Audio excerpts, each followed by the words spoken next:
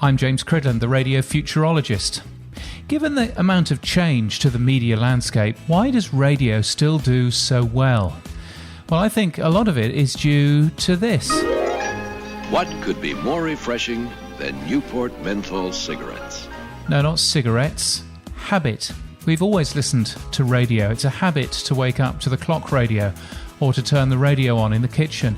It's habit and automatic that the radio goes on in the car on the way to work. Radio cottoned onto this in the 60s and 70s when it stopped carrying individual shows like comedy, quizzes, farming programs and special hours for housewives. Radio changed to be a consistent offer and a consistent listen. You'd always hear the same type of music and the same type of programming whenever you tuned in, which was good for habit. The same people doing the same time slots week after week, month after month. And that's why attempts to unseat radio have been difficult, because you're trying to break a habit. And like coffee drinking, a decent beer, or cigarette smoking, habits are hard to dislodge. Last week came news that the New York Times' podcast The Daily is now doing 2 million downloads a day.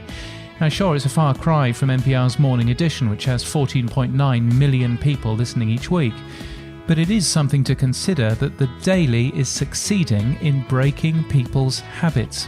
There's a certain amount of the US population that instead of the radio, now habitually listens to Michael Barbaro's weird intonation every day.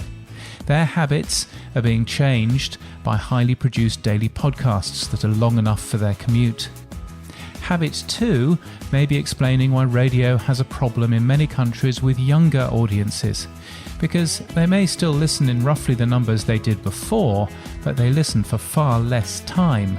And if you've heard people saying that audiences grow into radio listening as they get older, I'm here to tell you that that's not true. All of the statistics I've seen show that younger audiences don't magically change their habits later in life, and as they grow up, they continue listening to less radio than their parents. Well, habit has been radio's friend for the last 50 years. It's enabled it to successfully win the battle against the Walkman, MTV, and other new technologies. But habit could be radio's enemy in the years to come, as habit-forming content appears elsewhere.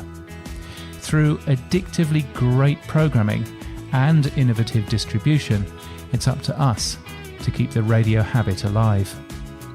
You can get my weekly newsletter at james.crid.land and daily podcast news at podnews.net. And until next time, keep listening. And now on the Radio Today programme, it's my weekly habit. It's David Lloyd.